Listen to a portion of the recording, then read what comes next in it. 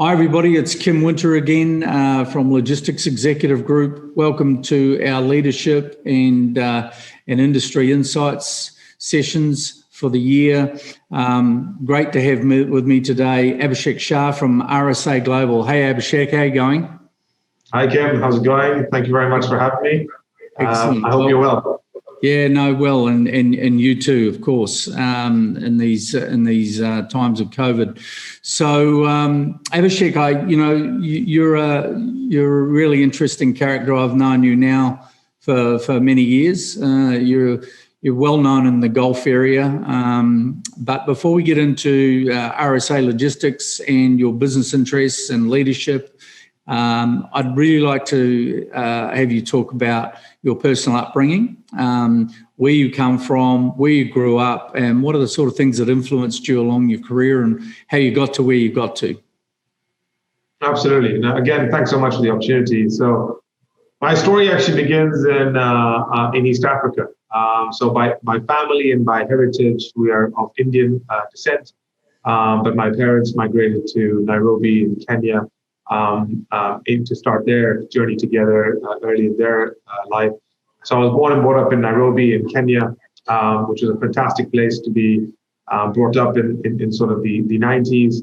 And the whole premise there was, the element of nature, the element of the raw African continent or East African element that just had so much to offer. And that's where I sort of did my junior school and part of high school before the family moved to Dubai in the early 2000s, primarily for better education and a whole lot of sort of quality that was sort of demanded of our lives at the time. And I mean, family-wise as well, my father is a big influence in sort of who I am today as well, and he is a first-generation entrepreneur. So he had a lot of entrepreneurial journeys, or at that time he was called a businessman, right? And he did many things, and from a young age I was always around it, always experiencing it, always being exposed to potentials when it came to how the business world worked.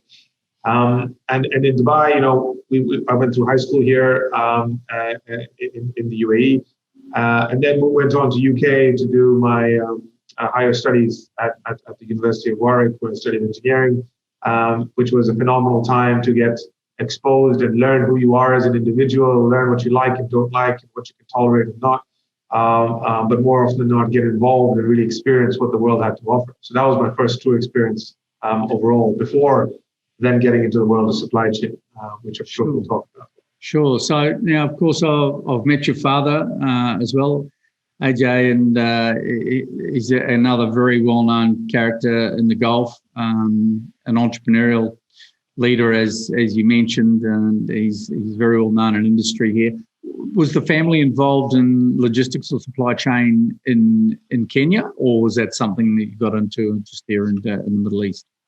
No. So my father's background was, agriculture, sort of farming, low income housing estates, real estate projects, developments, etc.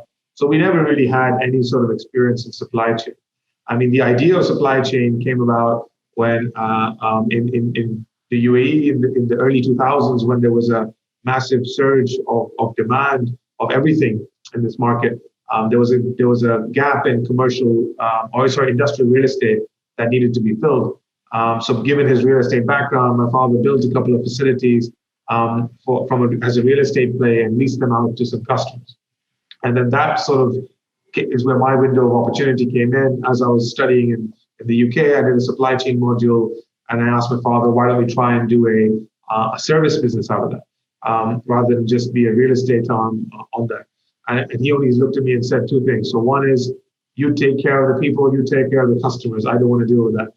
So I think that was the deal, and that's how we sort of founded RSA Global together while I was still studying in university in 2007. Right, and of course you guys took to really big risks back in the day. I remember coming through here 20 years ago or so, and the second big airport, Dubai South, or DWC in those days, was being built some 40 kilometres or so from DXB Airport. Most people thought that anybody to do with the airport was crazy and the free zone down there, but of course the government succeeded, as it has with many projects up here, as a greensfield or a desert field project. And I remember the stories you were telling me some years ago that when you first set up your warehouses in Dubai South, as it's now known, you had camels wandering through from the desert coming through your warehouses. Absolutely. I think, a lot of that, confidence in us comes from sort of the leadership of how this place is run. And a couple of things that attracted us very much was the regulatory change that they had and how you could operate and run a service business in the UAE. That's what attracted to us when this project was launched in sort of the mid-2000s. And we were the first company to start operations here by March 2009. And all that was planned with the airport being the catalyst of an economy which is due to open in 2008.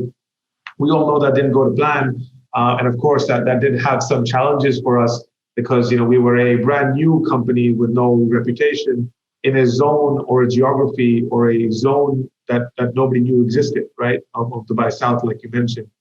So we did have some very tough days in the early time. And again, a lot of credit goes to our founding team and including my father, for weathering that period. And yes, we actually do have a beautiful photo of our main gate, which is still our headquarters today, with the first building that we built, with a string of wild camels just sitting outside. And subsequently, that's been developed into our expansions. So there is a great story that's followed, but it is a fond memory that we remember overall.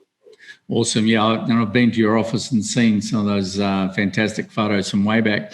Hey, let's dive down a little bit on the business.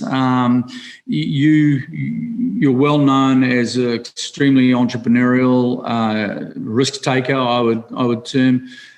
You've been first off the blocks in many sectors. You guys have realised RSA Global is recognised as a leader in many spaces in the logistics and supply chain space here. You personally, of course, have been recognised in a whole raft of awards over, I guess, last 10 or 15 years for not only your entrepreneurial exploits, but the innovative way in which you go about your business. You've partnered with some of the world's biggest companies to bring joint ventures and partnerships into the UAE in particular. I know you've got interests in other countries as well, and we've worked with you in North Asia in particular as you've expanded there.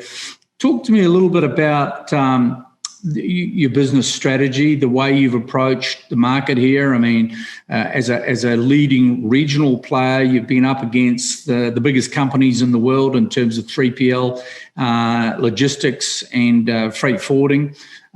What's been your philosophy? How have you gone about developing the business successfully the way that you have? Yeah, no, I think it's important to understand how the journey began, right? So I sort of gave you a little bit of that snippet of what we found ourselves in. Because when we were actually building the service side of it, there was no issue of demand at that point. Because in 2007, 2008, things were phenomenal, right? And then at the end of 2008 is when things got a bit more challenging. So I only graduated in 2009 from the UK. And, we were coming back. So at the same time, the business was going to sort of take off. But obviously that didn't happen. So then I took the initiative to basically try and get an unpaid internship in Singapore to learn logistics from one of our partners.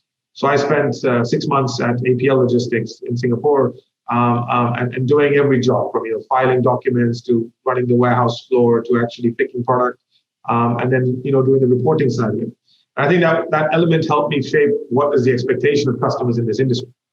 And then when I came back to that, combined with that education and that very limited experience, there was 3 key things that we wanted to do.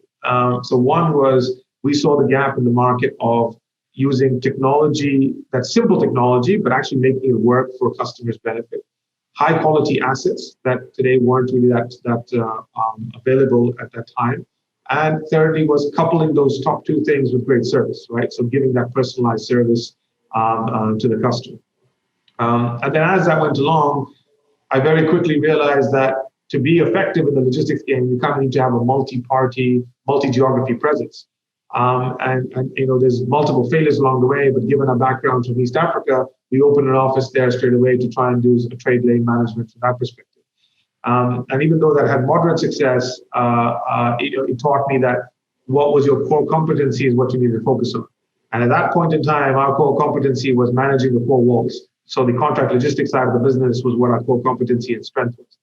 So then we looked at how do we horizontally grow that service base. So from being only a general cargo facility, we then moved into spare parts and automotive. Then we moved into a joint venture with a German company, the Talke Group, for only petrochemical and chemical. Then we moved into cold chain. Now we're very heavily into fulfillment and e-commerce and the likes there. So we built that horizontal capability.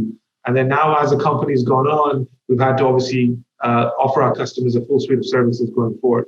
So in hindsight, to ask you how we built the strategy, of course, a lot of it is trial and error, but it was much to do with making sure we put technology and service at the element. And then the third pillar would probably be collaboration, that we could achieve a lot more value for our customers by collaborating rather than trying to do everything by ourselves.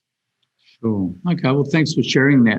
And you're also very well known for your approach to environmentally friendly business operations and in particular sustainability.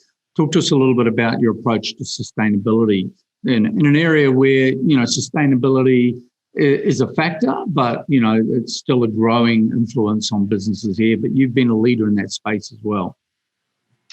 So I think, Kim, that one it comes from the value system of the company.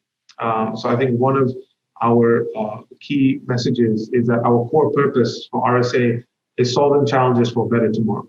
And what that statement really means is the challenges means the customer's problems, what the demand side sees as an issue. But that better tomorrow doesn't only mean environmental sustainability, but it's about uplifting the people around us and giving them a better leg in life and making sure that they continue to grow. So every day is better than the one previously is what we're trying to build over here. So 100% at the heart of what we're talking about, sustainability is a big part of it. Coupled with one of our key values is that we are health, safety, security, environment, and quality masters. We have done certain initiatives over our period of time to help us sort of offset not only a carbon footprint, but make sure that we're being responsible in any way. So I'll give you 3 examples of things that we've done over the time. So one was we were the first industrial facility in Dubai to actually start with the solar rooftop concept in early 2017 because regulation allowed it. And we'd actually visited this in 2015, but regulation wasn't ready yet to allow for the net metering concept. So we've got a great partner there. And we've now been able to expand that to over 4 megawatts of power right across all of the group's facilities in the UAE. Secondly, we have a tank cleaning facility, and we use a lot of water in that for cleaning our chemicals and tanks, the ISO tanks that come through the yard. So obviously that uses a lot of water, and in this part of the world, water is very expensive. So we installed a complete recycling plant where we actually have our own bioreactor, where we actually nurture and create this bacteria that eats away at these chemicals so that we are able to reuse that water up to 4 times before we then need to responsibly dispose of that. And thirdly, in our India operation, we've actually just started now this year, EVs being used for short-haul transportation in the northern part of India. So that's also taking away the fuel and diesel consumption from some parts of our operations. So all this put together are initiatives that we're committing to for the long term, finding, again, the collaboration with the right partners to allow us to do this, but trying to build that as the heart of the operations. And coupled with that is a whole bunch of training and responsible elements to bring awareness to the community and the team that we're around. But these are the big chunks that will have sizable impact that I can give you some examples of. Sure, good stuff. And I think you must have a pretty efficient communications manager somewhere in the business, because I see you pretty regularly on LinkedIn and sharing information about what's been going on inside the business, especially across the innovation and sustainability side. So well done on that. Abhishek, talk to us a little bit about how COVID affected the business, yourself and the team. How did you manage? How was 2020 for you in that respect? Yeah, so I think, everyone says that, hey, your supply chain logistics company, 2020 must have been a knockout for you, right? Because the conception was that logistics companies did phenomenally well. But I think the reality is it depends who your customers were, right? And which industry you serve. So RSA, by design, we are quite a broad spectrum organization where we serve a variety of different industries. So we had a mixed bag, right, to say that. So one, of course, when it happened and everybody was unaware and this whole lockdown capability and, we are an essential service, but some of our customers aren't essential, all that ambiguity caused a lot of issues.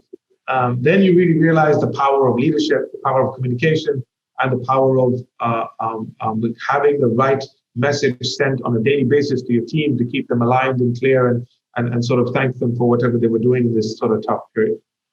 So we had a variety of customers. So if you take my food business, for example, that we serve in the cold chain, all the customers we served with regards to whose customers were the QSRs, the quick service restaurants, obviously they had a very tough time because they were closed down immediately. But all of our manufacturing customers had an incredible increase in demand. And of course, they were holding buffer stock in addition to that. So I think there's a variety of different elements when it comes to how this impacted. But the biggest thing for us that happened was we saw the demand for e-commerce, right, which I think is no secret to anybody. And that was a global phenomenon of more and more of businesses trying to do that. But for us, it was something that I would say, in hindsight, we weren't fully ready for at the start of the pandemic.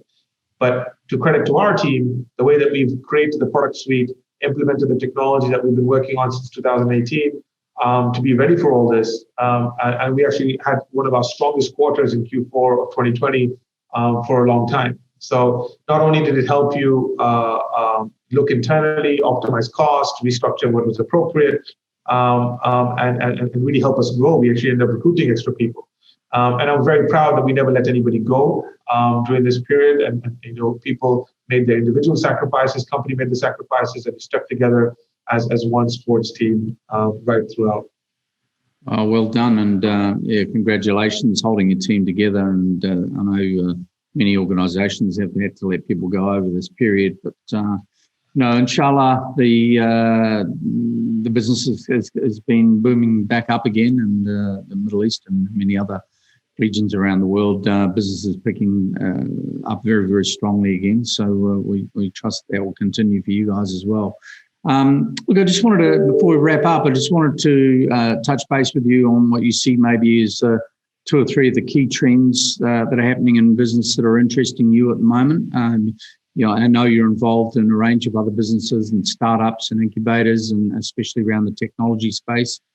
Some things you probably can't talk about just at this point, but of the gestation. But talk to us a little bit about, for a couple of minutes, about where those trends are that you're seeing that are interesting you.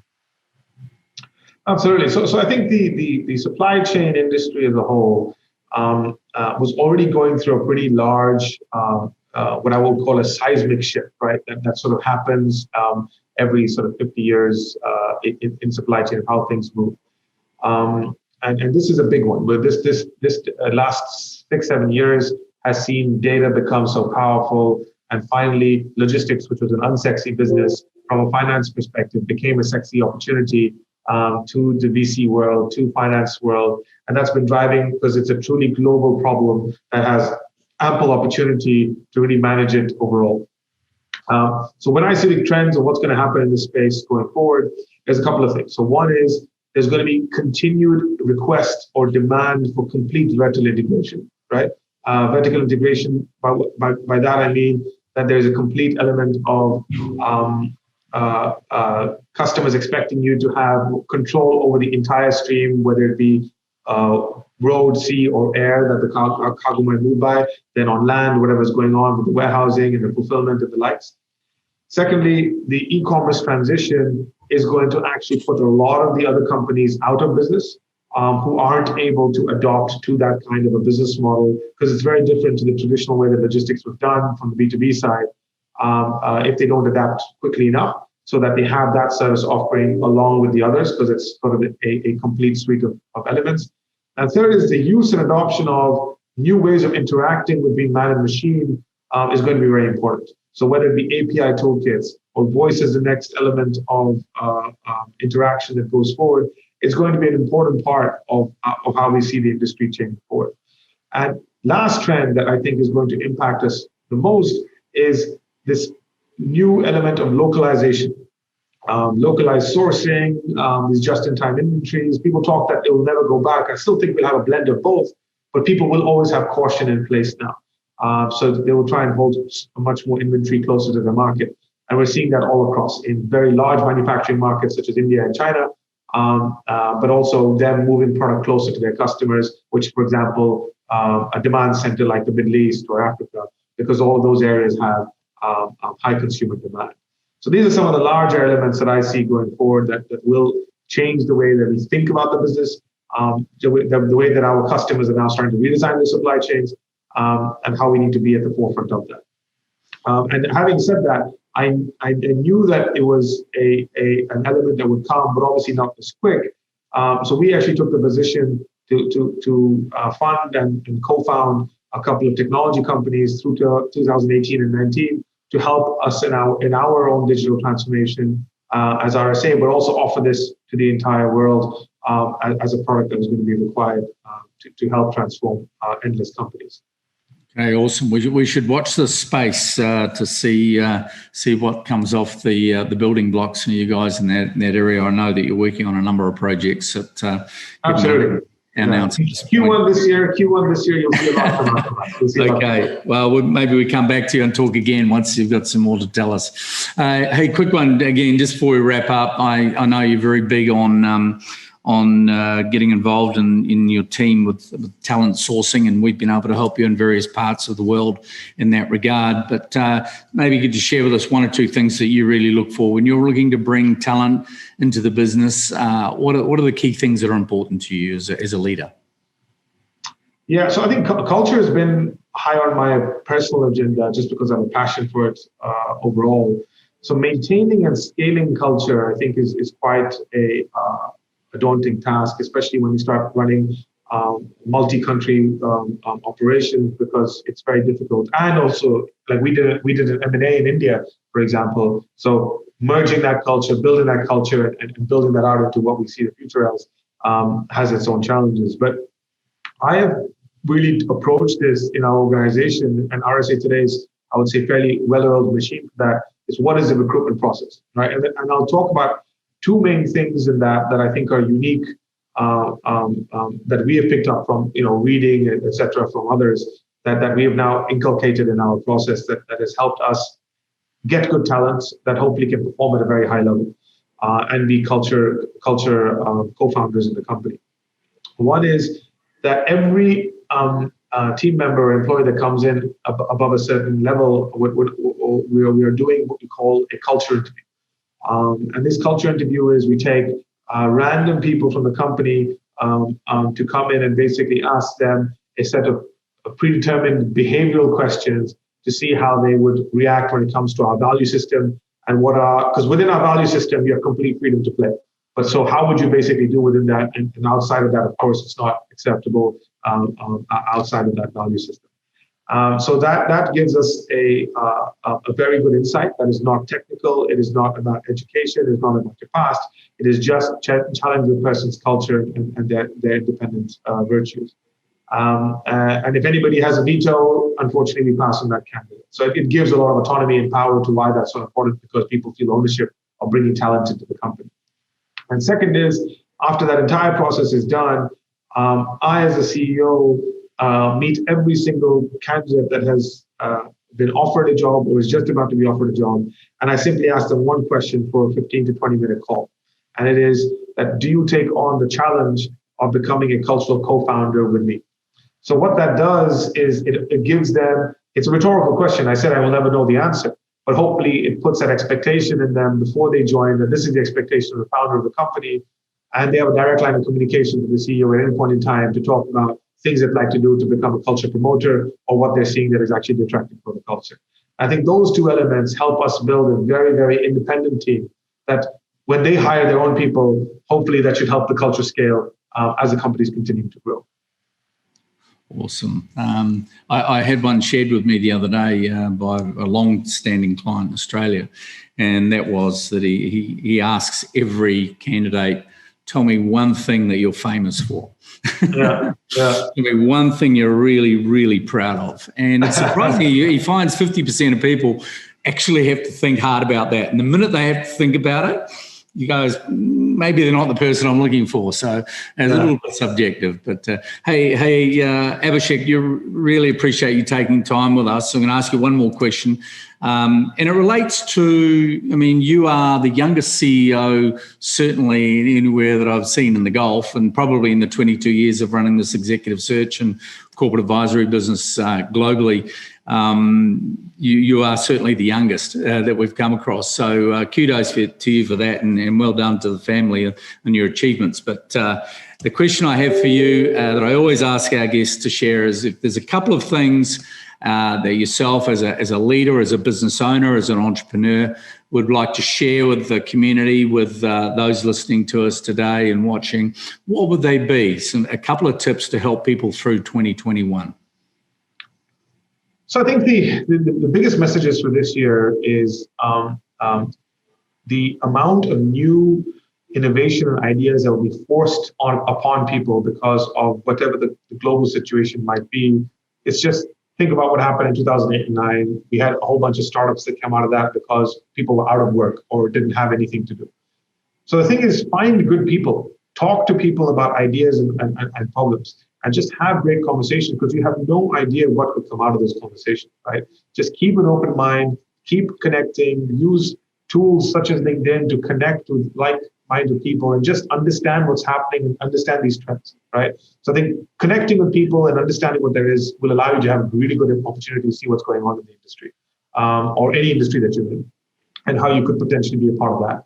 Second is, don't lose the hunger at all, right? So keep learning. There are these 10 or 12 trends that people are talking about that are going to shape the next 20 years of the human race, from biotech to AI to whatever it might be. So pick 2-3 topics out of those and just become not master of it, but to some level of depth, so you can have good conversations about that. Because that hunger to learn can only come from you within. Because when you have that subject matter expertise to a certain degree, opportunities and networks and doors will open for you. And thirdly, I think the most important element is all of us have understood the value of personal health, mental health, family time. And at this point in time, try and find that balance in whatever way you possibly can do it. For me, it's about physical exercise, and I've been on a personal journey myself on that. Some people it's meditation, some people it's purely time with family. I think having those 3 things, regardless of what role you are in life, will always be key values that would help you survive through any period, because you can connect, you can think, you can put things together and hopefully come up with an idea that can be of value to some customer at some point. Hey, well said, and really appreciate that's clearly very heartfelt, and I know there's some of those issues you talked about are very close to your own heart. So, look, congratulations again. It's been a pleasure knowing you over the last couple of decades and watching the development, both from your personal and the company perspective. Best wishes to you, the company and the family, and we look forward to hearing more about your exploits in the future. Thanks again for sharing your time. Abhishek Shah, CEO and one of the founders of RSA Logistics. Thank you so much, Kim. Really appreciate it. And hopefully we'll talk again sometime soon. Have a great day. Take care. All the best.